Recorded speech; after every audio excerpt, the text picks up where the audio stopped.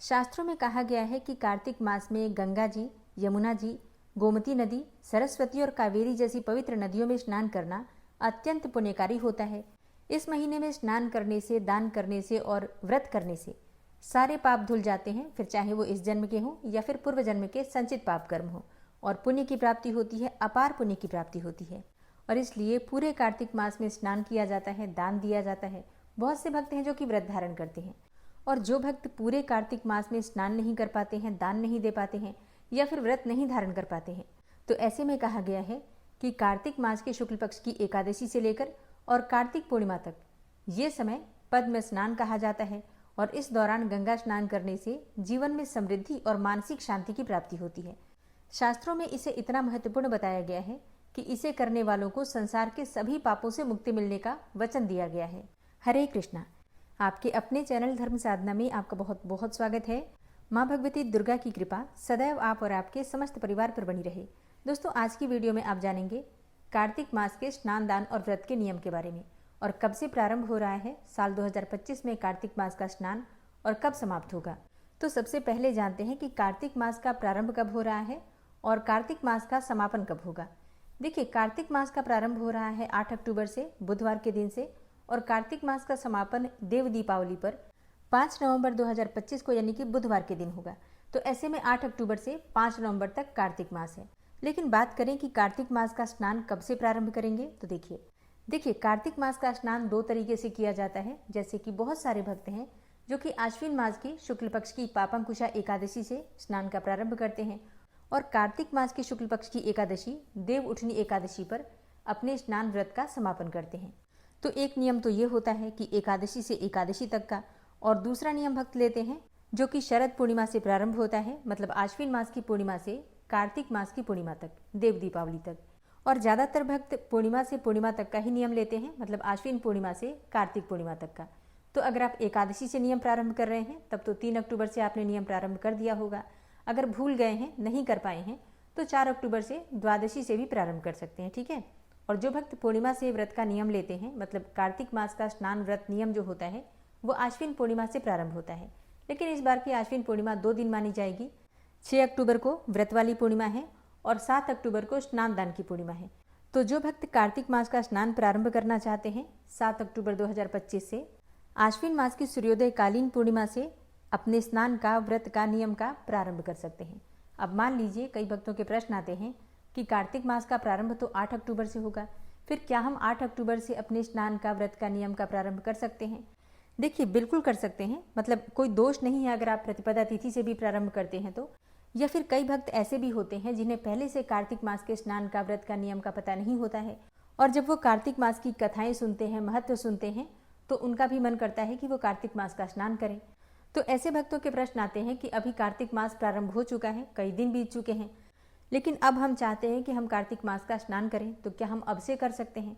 देखिए, अगर नियम की बात करें तो एकादशी से एकादशी तक और पूर्णिमा से पूर्णिमा तक ये नियम होता है कार्तिक स्नान का। लेकिन कार्तिक का महीना बहुत महत्वपूर्ण होता है।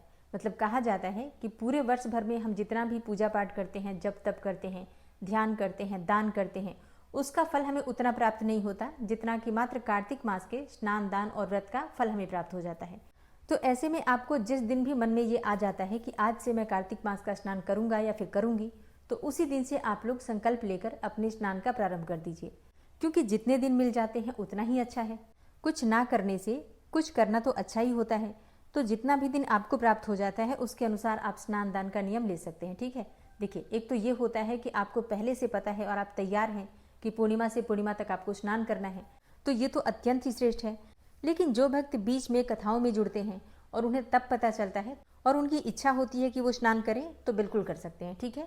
बस इतना ध्यान रखिए, जब हम कार्तिक मास का स्नान प्रारंभ करते हैं तो संकल्प के साथ प्रारंभ करते हैं कि हे श्री हरि विष्णु, आपकी कृपा की प्राप्ति के लिए, आपकी प्रसन्नता के लिए कार्तिक मास के स्नान का या फिर व्रत का या फिर नियम का, जो भी आप नियम लेते हैं उसके अनुसार संकल्प लेते हैं और अपना नाम, गोत्र इत्यादि सभी चीजें बोलकर भगवान श्री विष्णु से प्रार्थना करके अपने नियम का प्रारंभ करते हैं, ठीक है।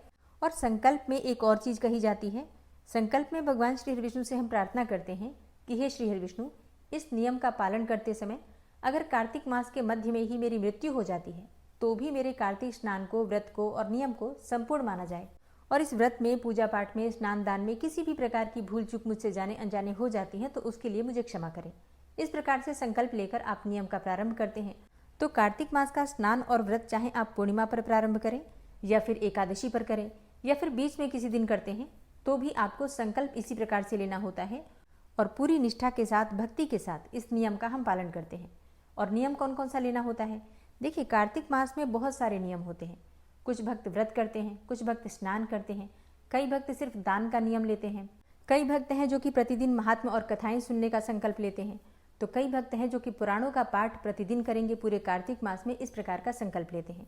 इस महीने में आप अपनी इच्छा के अनुसार किसी भी संकल्प का पालन कर सकते हैं, किसी भी नियम का संकल्प लेकर पालन कर सकते हैं।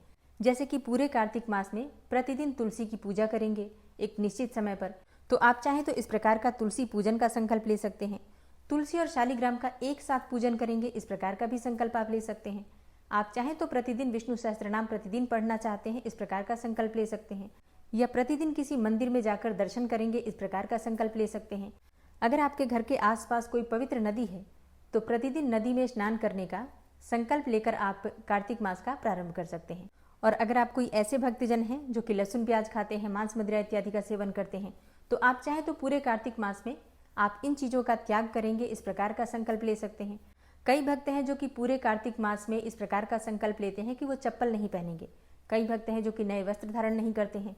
इसी प्रकार से भक्तों की जो भी इच्छा होती है, जो शारीरिक क्षमता होती है, उस प्रकार से अपने नियम का निर्वाह करते हैं, पालन करते हैं।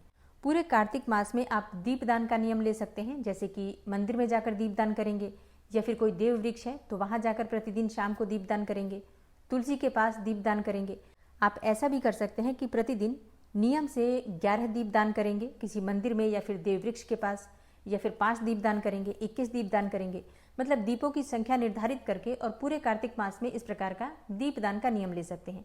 कई भक्त हैं जो पूरे कार्तिक मास में नियम लेते हैं कि वो इतनी बाती का, इतने दीपक प्रज्वलित करेंगे, मतलब संख्या निर्धारित करके। तो आप भी अपनी क्षमता के अनुसार कोई भी नियम ले सकते हैं। अब प्रश्न आता है कि क्या एक ही नियम लेना है? कई सारे नियम हम पालन नहीं कर सकते हैं? बिल्कुल कर सकते हैं। आप अपनी इच्छा के अनुसार कितने भी नियम का पालन कर सकते हैं। मतलब पूरा महीना बहुत श्रेष्ठ है, तो स्नान करना चाहते हैं तो स्नान भी कर सकते हैं। अच्छा, बहुत सारे भक्तों के प्रश्न आते हैं कि क्या स्नान करते हैं तो व्रत करना भी आवश्यक है? नहीं, देखिए, कार्तिक मास में व्रत करना एक अलग नियम है, स्नान करना एक अलग नियम है। तो अगर आप व्रत नहीं कर पाते हैं, जैसे कि बहुत सारे भक्त हैं जो कि पूरे महीने का व्रत नहीं कर पाते हैं लेकिन स्नान की इच्छा होती है, तो आप स्नान कर सकते हैं और उसके साथ ही दान, पूजा पाठ इत्यादि ये सभी कार्य कर सकते हैं। व्रत नहीं करते हैं तो भी कोई बात नहीं, ठीक है। तो व्रत करना सबकी अपनी अपनी इच्छा पर निर्भर करता है। आप चाहे व्रत करें या ना करें, आप कार्तिक मास का कोई भी दूसरा नियम ले सकते हैं। और अब जानते हैं कि अगर आप कार्तिक मास का स्नान कर रहे हैं तो आपको किस नियम का पालन करना है। देखिए, कार्तिक मास में सभी के लिए नियम है। प्रातःकाल जल्दी उठना चाहिए, सूर्योदय से पहले उठना चाहिए, यूँ कहें कि ब्रह्म मुहूर्त में उठना चाहिए। तो ब्रह्म मुहूर्त में उठिए और उठकर नित्य कर्मों से निवृत्त हो जाइए, स्नान कर लीजिए। अच्छा, कार्तिक मास में गंगा स्नान करने का या फिर किसी पवित्र नदी में स्नान करने का बहुत महत्व होता है। तो अगर संभव हो तो नदी में स्नान कर सकते हैं, लेकिन ये सबके लिए संभव नहीं है। तो ऐसे में आप अपने घर में भी जैसे कोई पवित्र नदी का जल हो या फिर गंगा जल हो तो मिलाकर स्नान कर सकते हैं, ठीक है। पूरे कार्तिक मास में आप चाहें तो 1-2 दिन कभी भी जैसे समय मिल जाता है तो आसपास कोई नदी हो तो वहां जाकर स्नान कर सकते हैं। अच्छा, अगर बिल्कुल भी नहीं जा पाते हैं, मतलब पूरे महीने में एक बार भी नदी स्नान संभव नहीं है, तो भी कोई बात नहीं। आप स्नान प्रारंभ कीजिए और गंगा जल तो सभी के पास होता ही है, तो जल में मिलाकर स्नान कर लीजिए। इसके बाद साफ स्वच्छ वस्त्र धारण करके भगवान सूर्यदेव को जल दीजिए और इसके बाद अपने घर के मंदिर में विधि विधान से भगवान श्री हरि विष्णु की पूजा कीजिए। उसके बाद तुलसी की पूजा कीजिए। तुलसी में दीप दान करना, तुलसी में जल देना बहुत श्रेष्ठ माना जाता है कार्तिक मास में।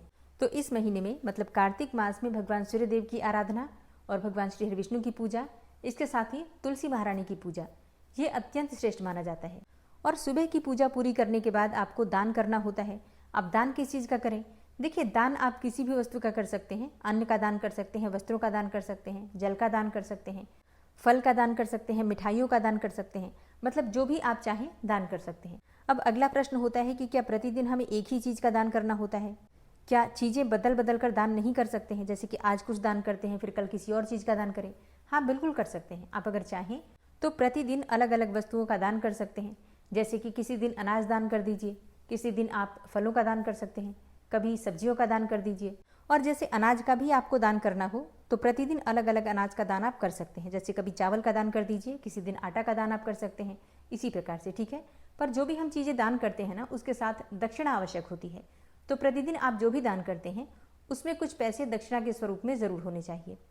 प्रतिदिन दान करते हैं तो क्या प्रतिदिन ब्राह्मण को भिजवाना पड़ेगा?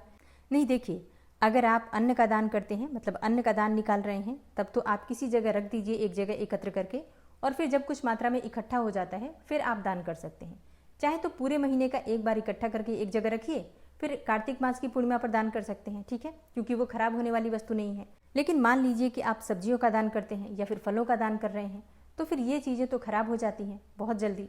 तो ऐसे में ये चीज़ें आप दान निकालने के बाद भिजवा दिया कीजिए, ठीक है, ताकि खराब ना हो जाए। अब एक प्रश्न आता है कि पहले हम सूर्यदेव की पूजा करें या फिर पहले भगवान विष्णु की पूजा करें या कि पहले तुलसी की पूजा करें। देखिए, कार्तिक मास में हम स्नान करते हैं ब्रह्म मुहूर्त में, और ब्रह्म मुहूर्त में सूर्यदेव दिखाई नहीं देते हैं। हालांकि वो हैं ब्रह्मांड में, लेकिन दिखाई नहीं दे रहे होते हैं आपको। तो ऐसे में बहुत सारे भक्तों के प्रश्न होते हैं कि क्या हम बिना देखे सूर्यदेव को जल दे सकते हैं? जी हाँ, दे सकते हैं, बिल्कुल दे सकते हैं, क्योंकि सूर्य भगवान है और भगवान के नाम पर हम कभी भी पूजा कर सकते हैं। लेकिन फिर भी कहा जाता है कि अगर हम सूर्य को देख कर जल देते हैं, मतलब भगवान सूर्य दिखाई दे रहे हों, उनकी किरणें हमारे ऊपर पड़ती हों, और फिर जो हम जल देते हैं उसका प्रभाव बहुत अधिक प्राप्त होता है। तो ऐसे में अगर आपको सुबह कोई काम ना हो, मतलब बहुत जल्दी ना हो, कहीं ऑफिस ना जाना हो, तो आप पहले भगवान विष्णु की पूजा कर लीजिए, फिर तुलसी महारानी की आराधना कीजिए। उसके बाद जब सूर्यदेव दिखाई देते हैं तो उनको आप जल दे सकते हैं। आप एक तांबे के पात्र में जल भरकर पहले से रख दीजिए, और जब सूर्यदेव दिखाई दें तो उनको जल आप दे सकते हैं, ठीक है। और अगर आप पहले भगवान सूर्यदेव को जल देना चाहते हैं तो बिल्कुल दे सकते हैं। ब्रह्म मुहूर्त में भी स्नान के बाद तुरंत भगवान सूर्यदेव को आप जल दे सकते हैं। मतलब देखिए, भगवान सूर्य और भगवान विष्णु में कोई अंतर नहीं है, दोनों एक ही हैं। कहा जाता है कि भगवान विष्णु की आंखें हैं भगवान सूर्यदेव, और सूर्य के माध्यम से ही भगवान विष्णु इस जगत का पालन पोषण करते हैं। तो सूर्य में और भगवान विष्णु में कोई अंतर नहीं है। तो आप पहले किसी की भी पूजा करें, कोई फर्क नहीं पड़ता। इसी प्रकार से आप चाहें तो पहले भगवान विष्णु की पूजा कर सकते हैं, या फिर तुलसी महारानी की पूजा भी आप पहले कर सकते हैं, तो इसमें भी कोई दोष नहीं है, ठीक है। तो पूजा होनी चाहिए, ये आवश्यक है।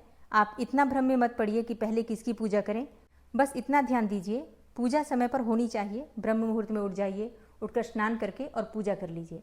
अच्छा, अब कई भक्तों के प्रश्न आते हैं कि कितने बजे उठें। देखिए, 4 बजे से लेकर 5 बजे के बीच में, मतलब जो 1 घंटे का ये समय होता है, 4 से 5 बजे के बीच में, इसी बीच में आपको स्नान करना है। और इसके बाद पूजा आप चाहे जितनी भी देर करते हैं, कोई दिक्कत नहीं है। मतलब सूर्योदय के बाद तक भी अगर आप पूजा कर रहे हैं तो इसमें भी कोई दोष नहीं है, क्योंकि कई भक्तों के अलग अलग नियम होते हैं। कई भक्त हैं जो कि बहुत सारे पाठ लेते हैं, मंत्र जाप इत्यादि लेते हैं, तो उनको समय ज़्यादा लगता है, लेकिन सबके पास इतना समय नहीं होता है। तो ऐसे में आप सुबह के समय बस पूजा कर लीजिए। स्नान करने के बाद जो बेसिक पूजा होती है भगवान विष्णु की, भगवान सूर्यदेव की, और तुलसी महारानी को जल दे दीजिए, दीप दान दे दीजिए। उसके बाद दान निकाल दीजिए, जो आप दान करना चाहते हैं वो सामग्री निकाल दीजिए। और फिर जो भी आपके जो प्रतिदिन के कार्य हैं, जो कि घर के, परिवार के, गृहस्थ आश्रम के कार्य हैं, जो सभी के पास हैं, आप उन कार्यों में लग सकते हैं। फिर दिन में जब आपके पास समय हो तब आप कोई भी मंत्र जप करना चाहते हैं, कोई पुराण का पाठ करना चाहते हैं, कर सकते हैं, ठीक है। पूजा के जो भी नियम हैं अपने समय के अनुसार, अपनी इच्छा के अनुसार, अपनी शारीरिक क्षमता के अनुसार लेना चाहिए, ठीक है। तो उतनी ही संख्या में आप लोग मंत्रों का जप लीजिए जितना आप कर पाते हैं। अपने समय का ध्यान आप रख सकते हैं, ठीक है। अच्छा, एक और चीज़ का ध्यान आपको रखना है। अगर आप कार्तिक मास में स्नान कर रहे हैं या फिर कोई भी नियम लेते हैं, व्रत धारण करते हैं, तब तो बहुत सारे नियम हैं जो मैं आगे आपको किसी वीडियो में शेयर करूंगी। लेकिन अगर आप कोई छोटा सा भी नियम ले रहे हैं तो उसके साथ एक और चीज़ का नियम ले लीजिए कि आप पूरे कार्तिक मास में लहसुन, प्याज इत्यादि नहीं खाएंगे, ठीक है।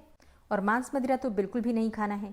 तो अगर आप कार्तिक मास का कोई भी नियम लेना चाहते हैं, जैसे कि स्नान करना चाहते हैं, व्रत धारण करना चाहते हैं, या फिर आप कोई दीपदान इत्यादि का, पुराण पाठ का नियम लेना चाहते हैं, मतलब कोई भी नियम अगर आप ले रहे हैं तो आप 7 अक्टूबर से अपने नियम का प्रारंभ कर सकते हैं, ठीक है।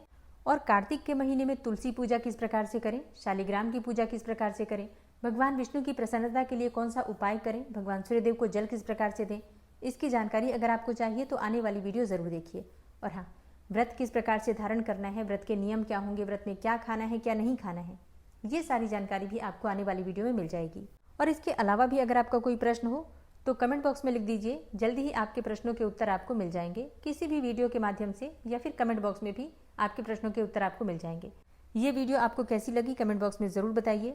अच्छी लगी हो तो लाइक कीजिए, संभव हो तो शेयर भी कीजिए, और चैनल पर पहली बार आए हैं तो सब्सक्राइब करके बेल आइकन को ज़रूर प्रेस कर लीजिए। तो इससे ये होगा कि इस चैनल पर जो नई वीडियो अपलोड होंगी उनकी नोटिफिकेशन आपको सही समय पर प्राप्त होगी। मिलती हूँ मैं आपसे अगली वीडियो में, तब तक के लिए जय श्री राधे।